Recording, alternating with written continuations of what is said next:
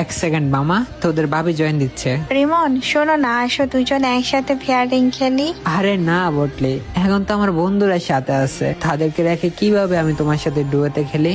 আরে নিম্বন, তুমি তো সারাদিন এগুলোর সাথেই তো খেলো। ওই হ্যালো ভাবি, সম্মান দিয়ে কথা বলো, শত হলেও তোমার দেবর লাগি। আমি এত কিছু জানি না, তোমার কাছে আমি বেশি ইম্পর্টেন্ট নাকি তোমার ওই দোস্ত, বলো।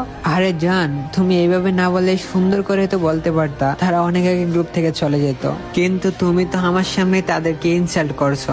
আচ্ছা বলো তুমি কি চাও? আমার ফাইনাল কথা, তোমার লাইফে হয় আমি থাকবো না হয় তোমার দোস্ত। রিমন শোন না, আমার একটা কাস্টম ম্যাচ আছে, আমি রোমান রে নিয়ে খেলে আসি বুঝছিস, তুই ডোতে খেলতে থাক।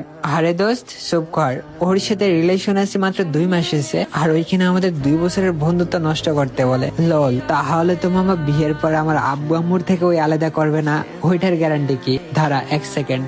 হ্যাঁ মামা, এখন বানা কাস্টম, একসাথে খেলবো এখন।